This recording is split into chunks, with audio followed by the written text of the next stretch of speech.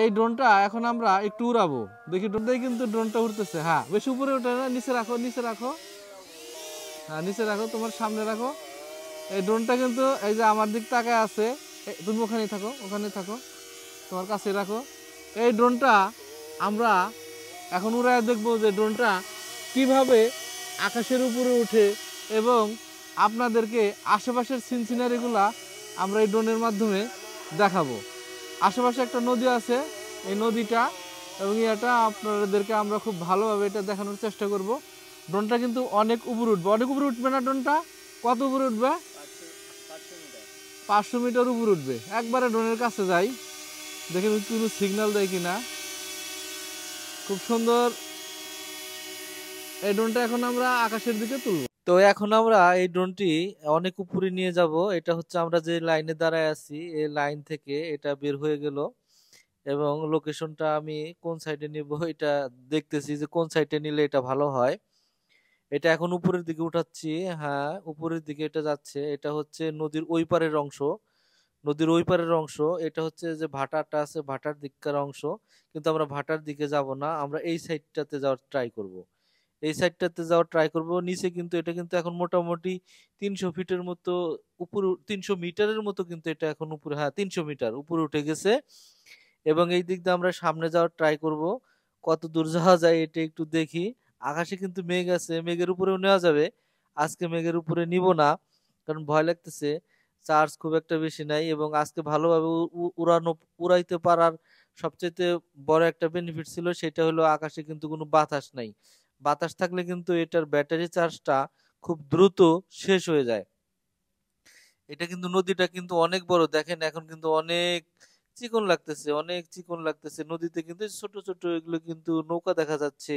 নৌকাগুলো 300 টাকা করে ভাড়া নেয়। ভাড়া নিয়ে অনেকে এই নৌকাগুলো চালাচ্ছে 300 টাকা করে ভাড়া নিয়ে। ওইদিকে আমি একটু দেখি, এটার ডান সাইডে কিন্তু বেশ বিলের মতো লাগতেছে, এবং হচ্ছে বাম সাইডে যেটা দেখতে পাচ্ছেন ঘরবাড়ির সংখ্যা বাম সাইডে কিন্তু বেশি। আর ওই দেখে নীলের মতো একটা কিছু দেখা যাচ্ছে, ওইটা হচ্ছে একটা রাইস মিল। ওইটা রাইস মিলটা দেখা যাচ্ছে। আকাশের মেঘগুলো কিন্তু অনেক সাদা।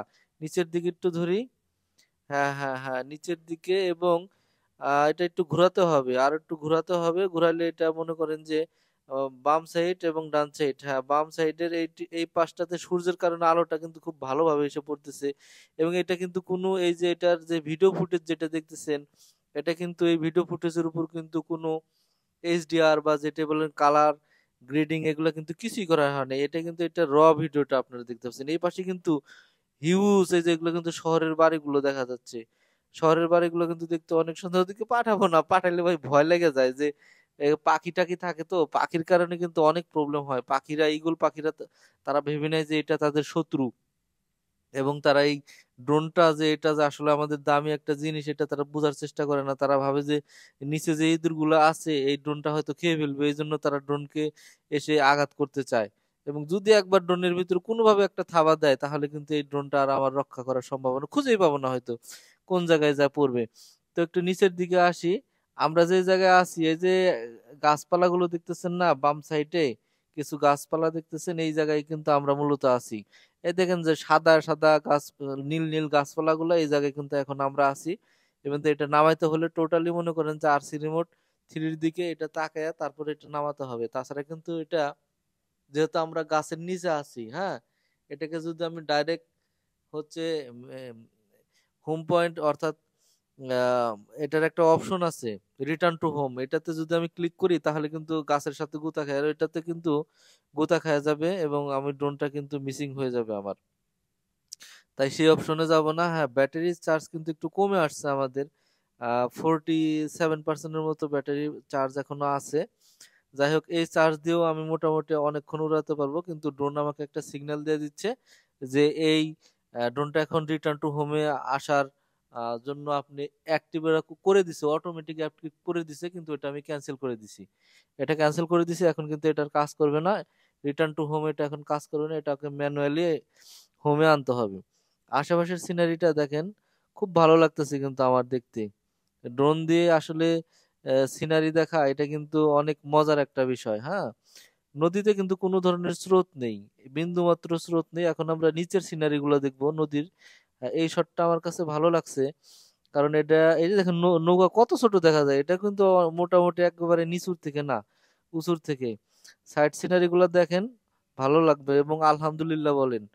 এই যে আমরা এত কষ্ট করে আপনাদের জন্য ভিডিওগুলো বানাচ্ছি, যদি আপনার একটু ভালো লাগে তাহলে একটা লাইক দিতে পারেন, কোথায় ভিডিওটা করছি এটা জানাতে পারেন, তখন ভালো লাগবে। এবং ভিডিও করা কিন্তু কষ্টের কাজ ভাই, এমনি এমনি কিন্তু ভিডিওটা করতেছি না, আপনাদের দেখার জন্য ভিডিওটা করতেছি। এখন আমরা কোথায় আছি, ওই দেখেন আমাদেরকে কিন্তু দেখা যাচ্ছে, হ্যাঁ।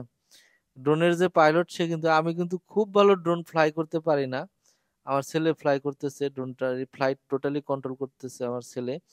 এ দেখেন এদিক দিয়ে এখন ঢুকবে, ও কিন্তু ড্রোনের দিক তাকায় নাই, ড্রোনের দিক না তাকায় কিন্তু সে ড্রোনটা নিয়ে আসতেছে, এটা তার একটা দক্ষতার পরিচয়।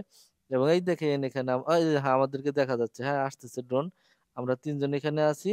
ভিডিওটা দেখার জন্য সবাইকে ধন্যবাদ। আপনারা ভালো থাকবেন, সুস্থ থাকবেন। আল্লাহ হাফেজ।